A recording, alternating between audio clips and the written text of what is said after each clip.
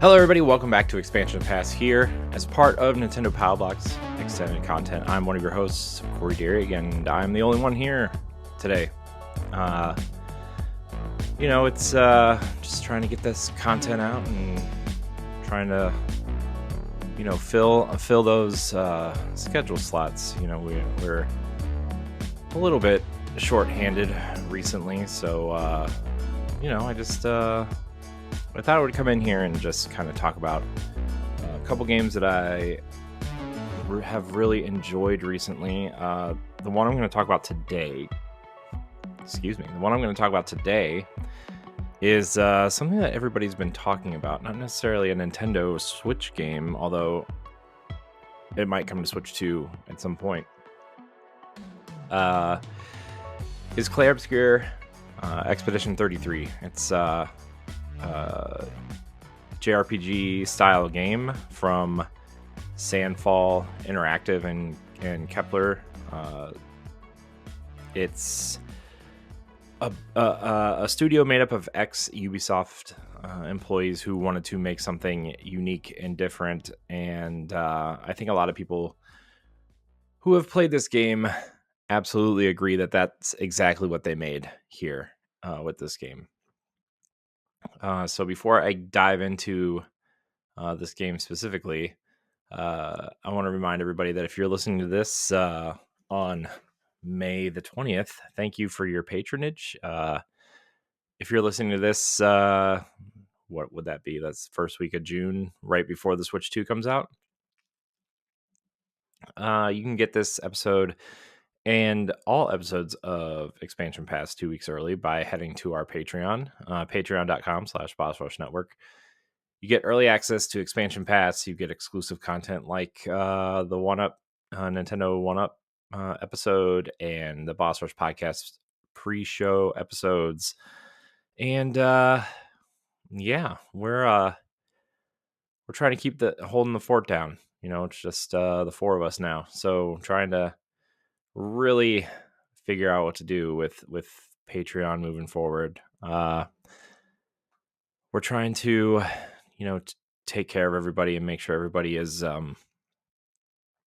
not working too hard, I guess would be the phrase I would use. So yeah, it's yeah. Well, anyways, if you want to, if you can't support us financially, just give us a subscribe on the old YouTube channel, youtube.com/BossRushNetwork, or leave us a 5-star rating and a nice review on iTunes or Spotify or wherever you listen to podcasts. It really helps out. We'd really appreciate it. And you can find all of our content on bossrush.net. You can find this. You can find Expansion Pass on any old podcast service, along with Nintendo Power Block and Boss Rush family of podcasts. So yeah, I just I wanted to talk about Clair Obscur for a little bit. I don't know how long I'm going to talk about it, honestly. It's one of the most amazing games I've played in recent memory. The things that come to mind of within the last decade that have really made me feel this way. There's only two other games I think that really made me feel this way. One, obviously, Breath of the Wild is a incredible video game, and that was a moment, right, for everyone, I think. And the other one for me was Death's Door, the Acid Nerve developed, Devolver Digital published, kind of isometric, Zelda-esque, Souls-esque game. A very, very, very great game as well. And then this, I'm shocked at how much I like this. It's you know what? I'm gonna add Nier Automata to that list, although I haven't finished it yet, so I can't really, say that. I guess I would like to finish it at some point, but so this is giving me those vibes. You kind of go into these games and you're thinking, well, everybody's obsessed with this game, but how many times have you heard Um, how many times have you heard somebody say this is the best game ever? But how, and then they say it like 6 more times that year, and then the clock resets the next year, and then every game is the best game ever until you get to your next game, right? There's a lot of people on the internet that say that, and so I started here, like when we started hearing about this game, I think it was at the Xbox showcase last year. They announced it was coming to Game Pass. It looked cool. It looked really cool. It kind of reminded me of like Persona meets The Order almost, right? That's kind of the vibes that it was giving off. Uh, but like, hearing that it was a JRPG, when I saw the game, something like that, I was expecting something more along the lines of I don't want to say Gears of War, but like, I guess The Order. I guess they're similar in a way, right? Like the cover based shooter with unique weapons and maybe some magical spells. I guess a little bit more of a steampunk fantasy version of the the game I really Outriders, right? So, um, but I've been really busy with other games. I was trying to catch up on some Destiny stuff, and finally, I realized that I hadn't played much that had come out this year. So I was like, you know what, this is the game that everybody is talking about right now. I need to talk about it. Um, we're going to just, uh, you know, just gonna talk about it. Sorry, I got a message. Um, and people are talking about it in our group chat, so I'm trying to delete the messages once they come through because I don't want to hear anything about it. Uh, I'm I'm about I think I'm towards the end of Act 1. I've played about 15 or 16 hours of it. I know that this game is only about 30 hours, but I'm taking my sweet time exploring and leveling up and learning more about the combat system and the characters, and doing some of the side stuff, and that's what I'm kind of doing right now with it. But I wanted to talk about it before uh everybody starts. I feel like this is one of those games that everybody like is holding each other accountable for spoilers and stuff. So this is going to be very, very, very light spoilers. A lot of it has already been seen in trailers and in marketing and stuff. But essentially, like, I'm not going to go into any major like plot twists or anything because honestly, I've only experienced maybe what two things I would say would be considered plot twists, but I don't even really think they're twists. They're just kind of like surprise moments. So we'll get into that later. But yeah, I'm gonna try to stay light on spoilers. I really just want to talk about just how interesting this game is in the combat, and this is a very, very, very special game. It's it's a it's so unique and so interesting. I mean, the premise of the game is it's kind of ridiculous, right? It's so over the top, and you hear the premise, you're like, "What? Well, that's what?" So like the premise of the game, right, is like uh, the world has kind of gone through some sort of, I don't want to say apocalyptic event, but some sort of weird, strange event where uh, they are forming these smallish kind of communities, right? And there's this continent in the middle of this world that we're in, right? And the there's a character called the Paintress, and once a year the Paintress paints a giant number counting down from 100, and what the number that she paints, everybody at that age dies, right? um and it's called the Gommage in this game, and they kind of view it as like a celebration and kind of like you know, they try to celebrate the people whose turn it is to go through this process, and it's an interesting premise, but the opening of the game kind of goes through these quote unquote celebration at the harbor, right, where they're kind of starting to say goodbye to those who are about to go through this terrible thing, right? And it's really like the premise just sounds really crazy, but like you start watching it and you start trying to understand the characters and the story and the plot points and kind of like the visual language and the visual style, and it's super cool. It's super unique and really, you know, I really think that this game deserves a lot of credit for being unique in a world of games that are very similar, especially a team coming from Ubisoft, right? Where, no offense, I like Ubisoft games quite a bit, right? But they have a formula, right? And they have a formula that they've been following for quite a while. And, you know, you got to give it to a team that's willing to branch out and try something new. Um, Sandfall Interactive is a team of about 30 people, right? The writer um, and the composer are first time game involved in the game, right? Like there's very little I don't let me back up a little bit. It's just the way this game kind of came together and how it came together and the people involved. The composer had never composed for a video game in their life, right?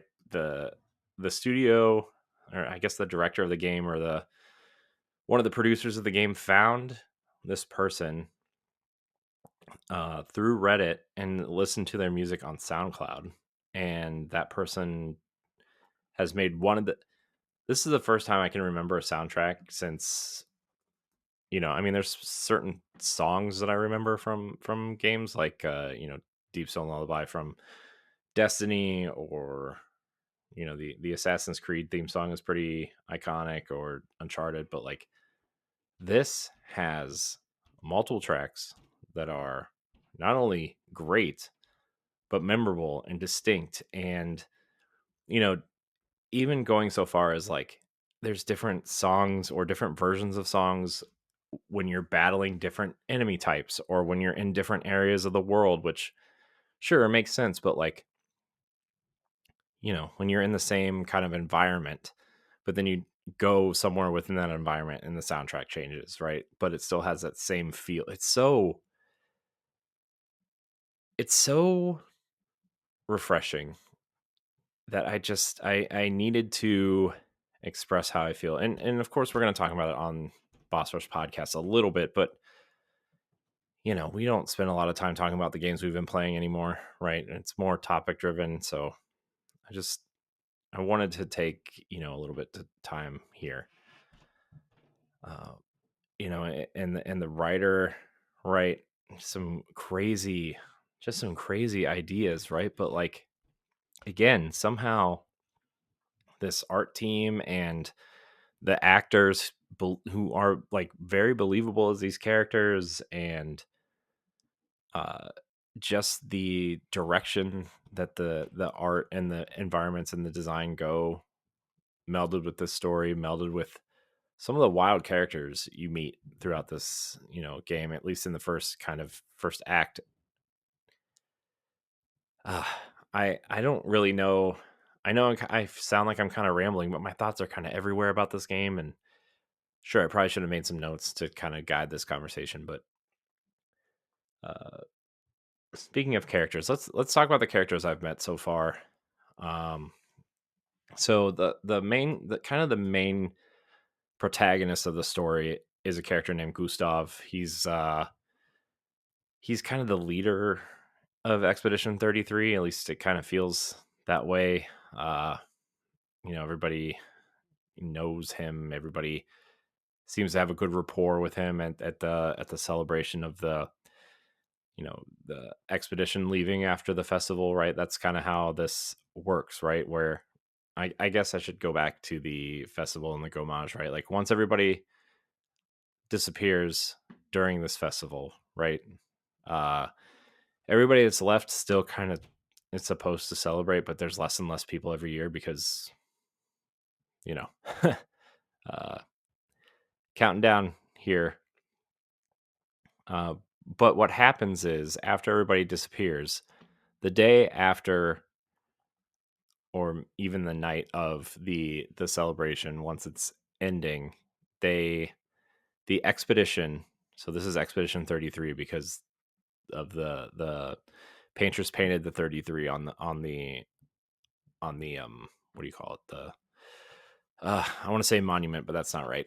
So but anyways, regardless, Gustav is the leader of Expedition 33. So they, he's kind of like a he's he's kind of like this very I want to say stoic, but he's not afraid to crack one-liners to his friends, right? It's a it's a very interesting kind of personality Gustav has, because Gustav seems to have this personality where you can already see that he has relationships with people, right? Based on how he talks to them, what he says to them, the jokes you know, with Mael, who he's the guardian of, because Mael's parents were part of a you know, Gomage a few years and he ago, and he was determined their guardian once they went through this, right? So he's very, protective older brother slash father figure to her. But then you get to someone like, Sael, who he's very flirtatious with, or, Lune, who he kind of, it feels like a best friend style relationship. It's very clear that he has relationships with a lot of these people. Uh, and the other thing about him is, this is where like this I guess the sci-fi aspect of it comes in, right? Where he has experimental technology where they replace his arm with essentially like a Winter Soldier style arm, right? Where it's like this metal arm, but it has a lot of different magic infused into it instead of like super strength. So, uh, you know, uh, the base magic I think you start out with is you know electricity, thunder, lightning, whatever. Uh, and you can charge it up in different ways by doing basic attacks and then using skills to kind of unleash the charge, right, in different ways. So that's super cool. Uh, but yeah, Gustav is a really cool character. They so Side tangent. They already announced they're going to make a movie out of this, which is interesting. I would have preferred to see a TV show out of it, but what, like a limited series style thing of like 10 episodes maybe, but because I don't know how you're going to fit this into one movie. Maybe they're hoping that the first movie will be successful enough to where they can make it like a trilogy or whatever. Anyways, besides the point, he kind of looks like Robert Pattinson a little bit, and I think that is the. Uh, I mean, he looks just like him with some kind of longer hair and a thick mustache, like super cool looking character. Let's see. So I'm just gonna go through the party members that I've unlocked so far. Uh, I don't exactly know how many there are. I'm really trying to stay away from spoilers as well. But so the first party member, once you get to the continent, right? There's a big event that happens, and you find yourself as Gustav kind of by himself. Okay, so I'm not going to ruin what happens, but you find Gustav by himself, and he thinks he's the only one that made it. However, whatever happened, right? It's because he finds himself by himself and doesn't see anybody or anything from the event that happened. But the first character you meet outside of when this event happens is Lune, who is a kind of like this. She looks like she's been experimented on or augmented in some sort of way, because one of the cool features about her when you're playing as her, I play as her primarily. You can switch between the characters when exploring, and I play as her primarily because uh, everybody has the sprint function when you're running around, right? But like the game doesn't control amazingly. It controls fine, right? It's a JRPG. You don't need it to control amazingly, although there are some platforming challenges that are a little bit difficult because the game doesn't control amazingly. But uh, the reason why I play as Lune a lot during exploration is because she has a glide. Instead of sprinting, she glides, and she kind of flies around, and it's just a much smoother, nicer experience to make your way throughout the world, or the different locations that you find yourself in. And uh, it's a really it's a really nice, smooth experience on Xbox Series X. That's where I'm playing it, is Series X. It's on Game Pass, but I bought a physical version of the game to keep in my collection, because the game is that truly amazing. Um, but she glides so that she has some kind of weird, not weird, but supernatural kind of thing going on, where she can kind of, in combat, she floats, right? She wields a lot of magic. She's essentially your mage in this game, right? She wields a lot of magic. She uh super powerful in terms of you know using that magic. She also has a heal function, a heal move that I use a lot, because you need a healer essentially, right? Like I don't need to go find an expedition flag to recharge my stuff. Has the Souls style thing where, like, you go to a instead of a bonfire, you go to an expedition flag, and you can rest and upgrade your character and whatnot. But then it kind of reloads all the enemies in that area. Um, but so I try to keep her, at least one of the move sets, as a healing uh, factor. I also have, going back to Gustav real quick, he's kind of the all around character. He can kind of wield some magic. He can heal. He can protect. He can attack. He's the all around character, you would say. But Lune kind of has like the augmenting stuff kind of comes from her. Like, her legs have augments in them. It looks like you can't really see them in her main costume, but there are costumes where the backs of her legs are showing, and you can kind of see, like, oh, this is this, and it kind of looks robotic in a way, but still covered in skin, kind of not Terminator-esque, but more of like a, I don't know, cyborgy-esque way, I guess. I don't know. It's interesting, we'll say. So and again, maybe they explain it later. I'm not 100% sure. I'm not, maybe they don't explain it. Maybe they just think, hey, you should just accept what's going on here. Uh, Maya, I talked about her earlier. She's the kind of the youngest member of the expedition.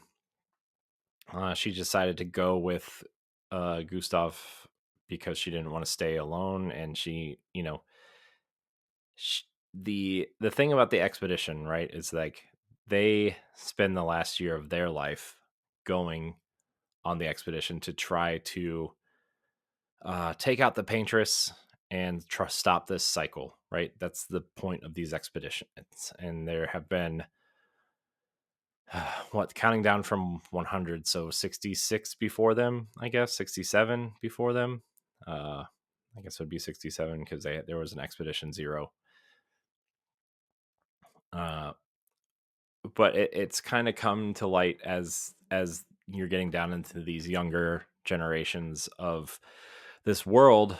You spend the last year of your life going on these expeditions and trying to make it further than the last expedition, try something new, try something different. And that's where these augments from Gustav and Lune kind of come in, right? Is like they are trying something different. They've been doing these science experiments on, Gustav's arm, and Lune can hover and float and use magic style things. So But Mael is 7 years younger than Gustav, and she had 7 good years left before she went on an expedition. And yeah, it's she's kind of the we'll say during the story, just keep an eye on her. There's some interesting things about her that I didn't really see. Uh, you know, it's she's really powerful in this game. She wields magic through her weapons, uh, so that's pretty cool. Uh, you know, sh there's not really much else to say about her without spoiling things.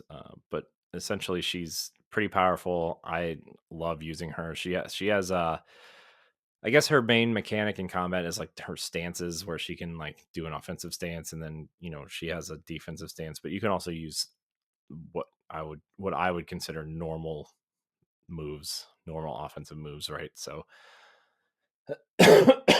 excuse me. I'm not. I'm just starting not to feel good. I feel like that's why my nose is getting stuffy. It's fine. We'll make it. And then the last character I've unlocked so far is Sael, who is a she's like a the speed character, I guess you would say. She also relies a lot on luck. Uh, she uses like these fortune cards to kind of apply to enemies that can debuff them or uh, kind of attack them maybe. And she uses like this double-sided scythe style weapon to do her main attacks. But I just unlocked her a little bit ago, so I don't really understand how to use her yet. I'm still kind of learning how, but she's you know she clearly has a thing for Gustav, and I think they've had maybe some sort of relationship in the past. But uh, they both have also lost people in the Gomage, so maybe that's they have that connection as well. But they are very flirtatious with each other and the camp cutscenes and stuff. So it's very, you know, you gotta have that. Very French. I don't know. Maybe that's not French. I don't know. But those are the kind of the main characters that I've unlocked so far. Uh yeah, it's these characters are great. I love them, especially like trying to mix and match them in combat, which is kind of the next part I want to talk about is the combat, how interesting the combat is. It's very so it's a excuse me. It's very so it's turn based, right? It's very turn based, but also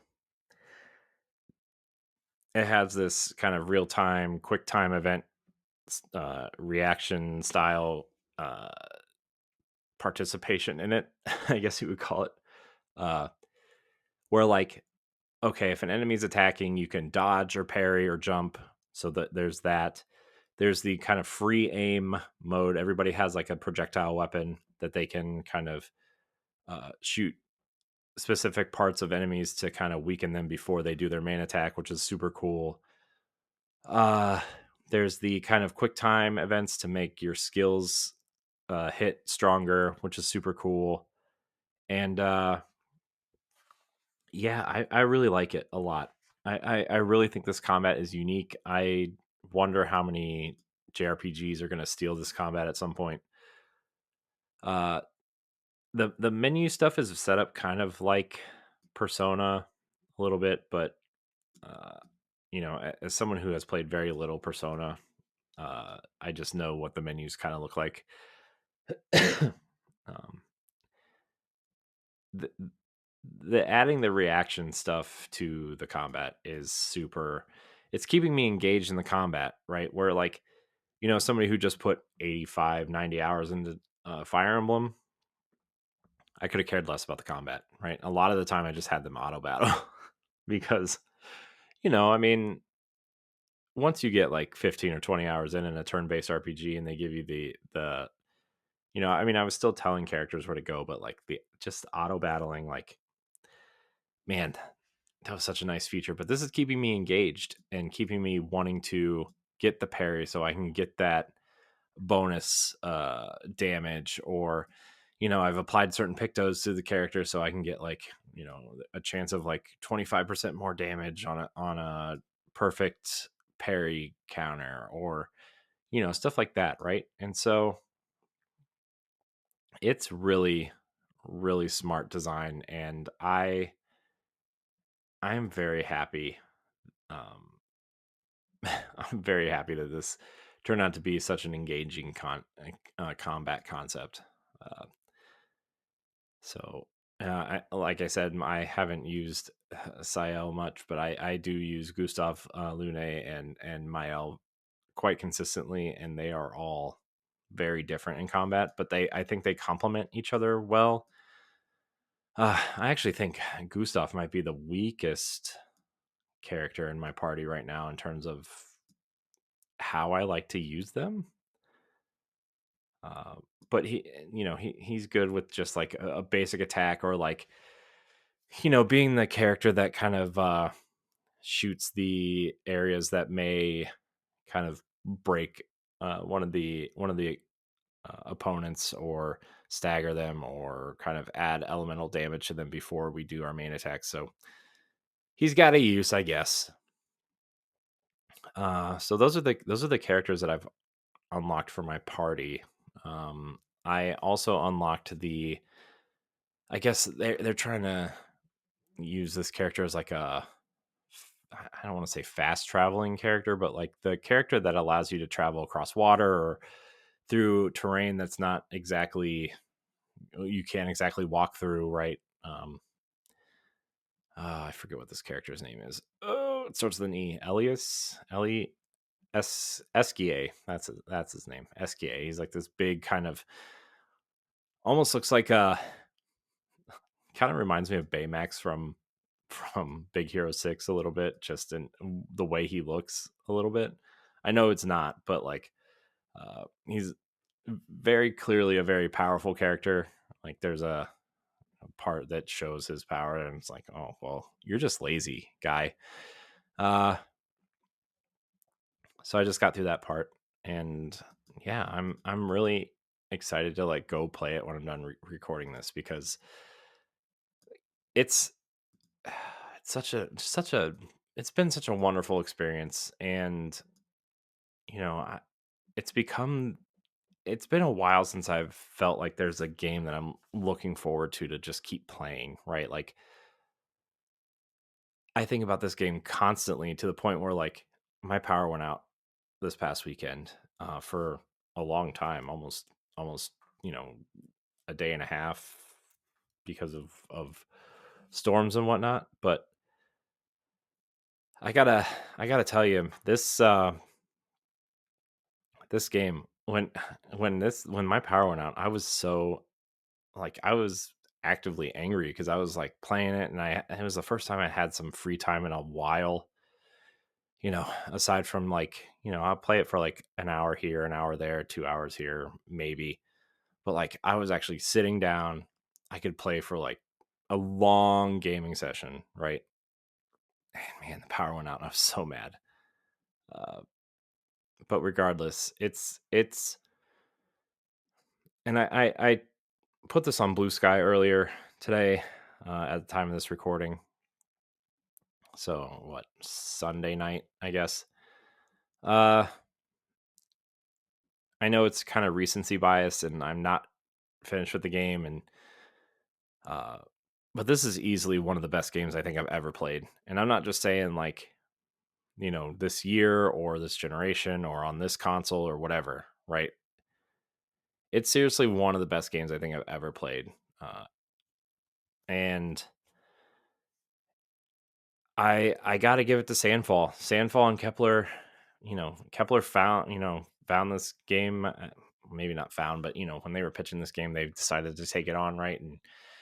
Xbox finding this game for Game Pass and believing in it to put it on the service, right? And this game still sold over 2 million units, presumably most of them on PlayStation and probably PC. People, this would be an awesome Switch 2 game. I know a lot of people are playing it on Steam Deck right now. Um, it's one of the most unique games, and that's something else I didn't talk about either. Was like the art styles of the different locales that you're exploring. Right? It's not this massive open world, right? It kind of reminds me of old school Final Fantasy games where like you zoom out into this world map, right? And you kind of walk around the world map as like, these larger versions of the characters just to get to where you're going faster. But like, and then you go into these little, you know, kind of load into these locations, right? And the locations are kind of linear with some light exploration, but like they don't feel linear, but like you always kind of know where you're going, if that makes sense. Like it's always kind of easy to see the path that you're going on. And it really reminds me of old school Final Fantasy that way. Like it kind of reminds me of like Final Fantasy 8 in that way. Um I mean 9 I guess to an extent too.